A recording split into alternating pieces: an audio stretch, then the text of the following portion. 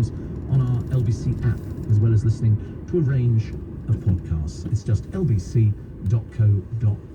I'm Steve Allen, back with you. Early breakfast, morning at 4. Do not be late, please. Coming up at 10, it's James O'Brien, but next in for Nick Ferrari at breakfast, it's Tom Swarbrick. Steve, thank you very much indeed. Morning all, welcome to the show. At 7 o'clock. Our assessment is that we should now squeeze that brake pedal in order to keep the virus under control. COVID cases rising, a major incident declared in Greater Manchester as the government mulls stricter measures to curb the spread of the virus. We don't have any plans for a national blanket approach. Especially on a targeted age range. There's no plans for that. Background show that ageist plans to ask over 50s to shield if the outbreak worsens, but all is not lost. What's on the news of new rapid tests coming in the next week that could contain the virus. Details after the news at 7 o'clock. On your radio, on Global Player, and LBC. leading Britain's conversation. This is LBC.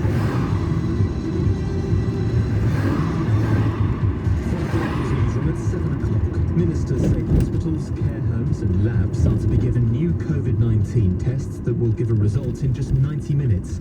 The swab and DNA tests can also detect seasonal flu, which the government thinks will be hugely beneficial in the winter. Eventually, it's hoped the new kits will be more widely available in settings like schools and businesses to provide regular screening for COVID-19.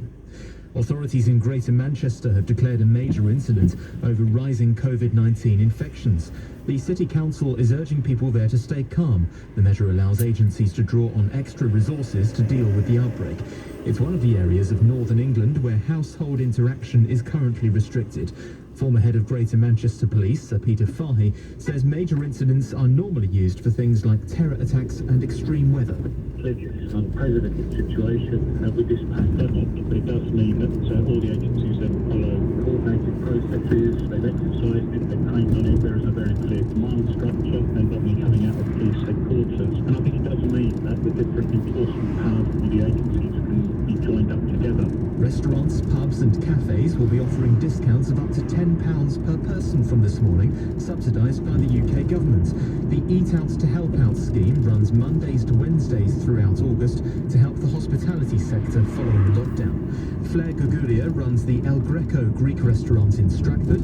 It's among 72,000 businesses taking part. I don't think it matters if you're a McDonald's or a Nando's or a Michelin-starred restaurant. This scheme will benefit every aspect of hospitality. Being on a Monday to Wednesday, which are the quietest days in hospitality, I'm hoping they'll go out on those days and it will help everybody. In Wales, indoor seating at pubs, restaurants and cafes can resume from today for the first time since March.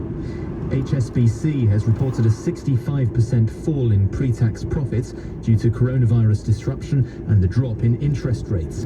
The bank made £3.2 billion in the year to the end of June, down from £9.5 billion in the same period last year.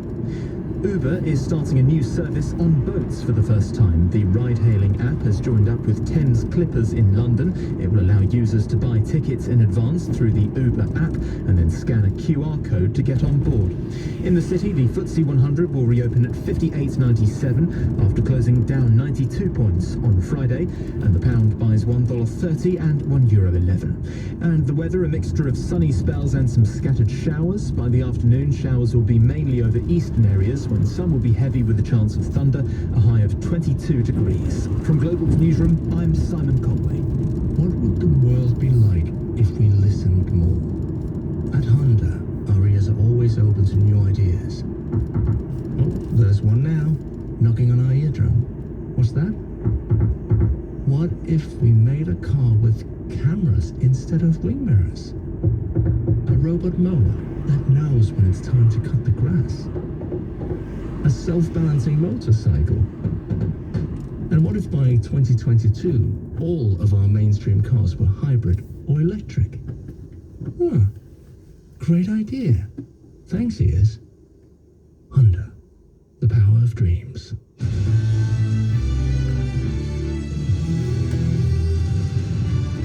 This is LBC from Global, leading Britain's conversation. Nick Ferrari at Breakfast with Tom Swarbrick. Just gone 7. Hello, good morning. Welcome to the show. You're listening to Nick Ferrari at Breakfast. I'm Tom Swarbrick. Coming up, For the month of August, we will give everyone in the country an Eat Out to Help Out discount. go out and eat as the government scheme opens today, and yet We've decided that we need to take action across Greater Manchester, East Lancashire and parts of West Yorkshire. a major incident declared in Greater Manchester as the government mulls stricter measures to curb the spread of the virus. Give us your bank statement, the BBC to tell over 75s as free TV licences end. Plus, the pub garden, there's now an airstrip. Apparently a local offers drinkers a quick spin in his light aircraft and only charges for petrol. Details later in the show. Call 0345 6060 973. Tweet at LBC. Text 84850. Nick Ferrari at Breakfast with Tom Swarbrick on LBC. Very good morning to you. This was supposed to be the week that we were being encouraged, subsidised even, to go out and eat, to get to the restaurant, get to the cafe, with the government Eat Out to Help Out scheme up and running. More of us too being encouraged to work back at the office. A few weeks ago, the Prime Minister saying he hoped to get substantial normality back by Christmas. And I have to tell you, that does now feel a long way off. The government mulling a range of measures today to curb further spread of the virus after Greater Manchester declared a major incident and Boris Johnson pumped the brakes on Friday. Plans could involve asking the over 50s to shield during the winter months. Anyone aged 50 or over who is obese, overweight or in ill health is, we're told, likely to receive an individually tailored letter in the autumn warning you that you are at an increased risk and advising you of the steps that you're going to need to take. Yet the Telegraph reports this morning that the backlash at that idea has already begun. The challenge being that there won't be a country left by the end of this if multiple millions of people are being asked to stay at home. If you are over 50, if you are overweight, would you stay at home if the government told you to? 6 minutes past 7, let's speak to Professor Aziz Majid, who is head of the Department of Primary Care and Public Health at Imperial College London. Welcome to the programme this morning, Professor. Good morning, Tom. Why the over 50s? Because the research so far shows that the vast majority of deaths will come down to drinking over 50. So I think the government's rationale would be to minimise the risk of death in those people and the threat to the NHS that would try to protect those people from infection by shield. Obviously, that's a complex issue. It has both pros and cons. Why does it need to be so broad to just say all over 50s? Because of course there are plenty of people listening who are over 50 who say I'm as fit as a bee. Yeah, and that's a very good point. Yeah, my own case, I'm also over 50 as well. But I think these profiles need to be prepared for each individual. So if you were saying one over 50 was fit and healthy, your risks are going to be quite low. And then if you're about 58 who's got heart disease, diabetes, asthma, then the risk is much greater. So I think you need to personalise these risks for individuals and make their own informed choices about what they do. But we also need to remember that outbreaks are experienced, so we need to be very good at identifying any outbreaks of COVID-19 exclusively.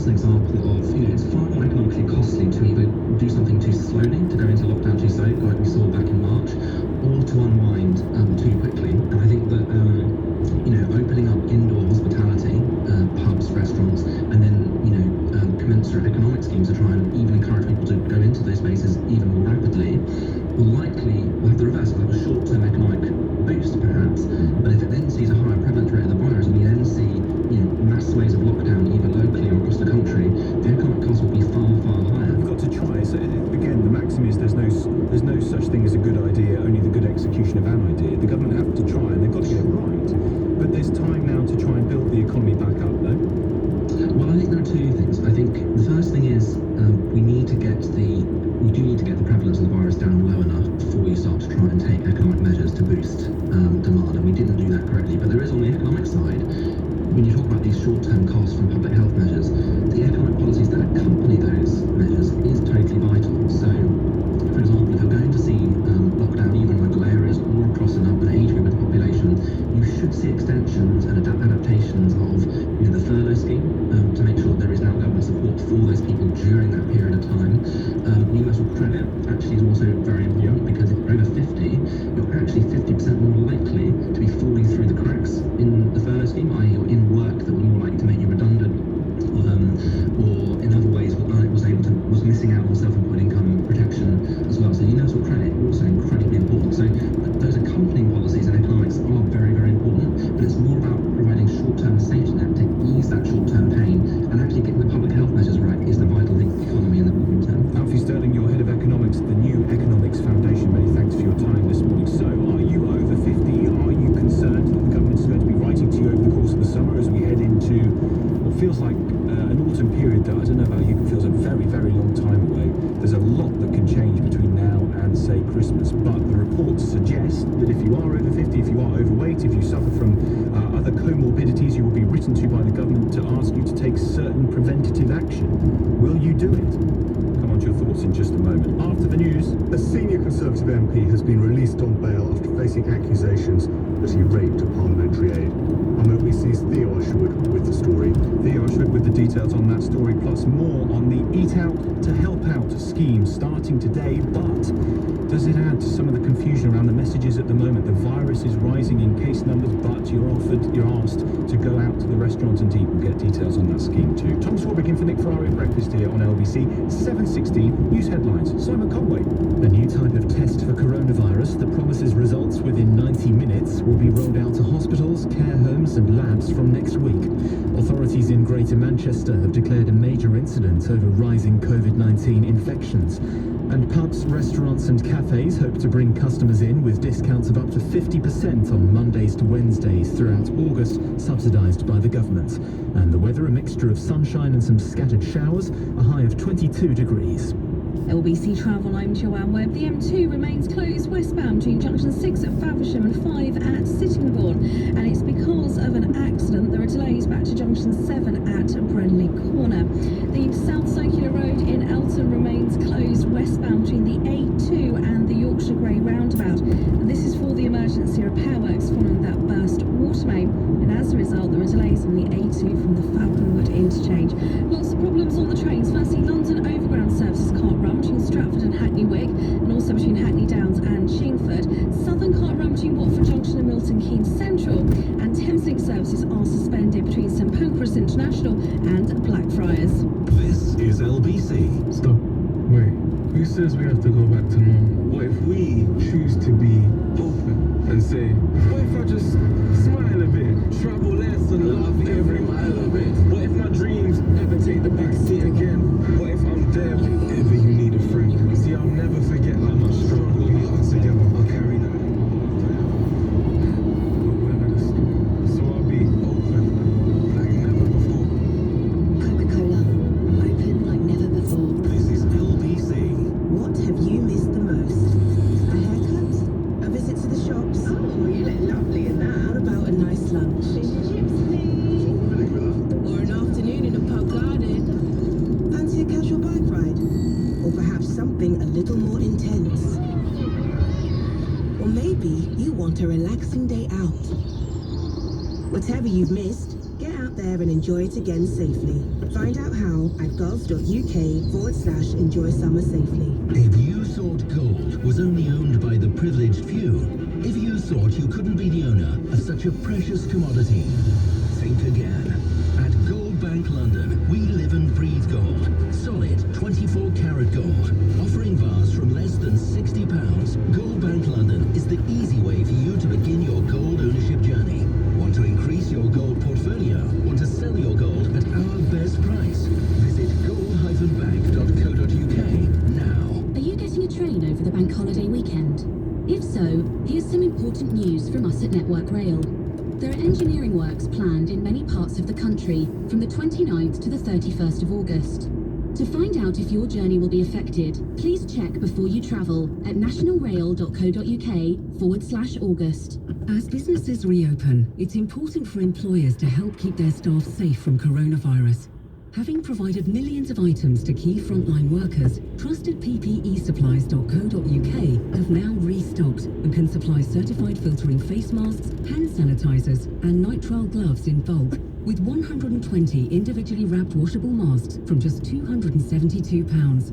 Order before 4 p.m. weekdays for next day delivery from trustedppesupplies.co.uk.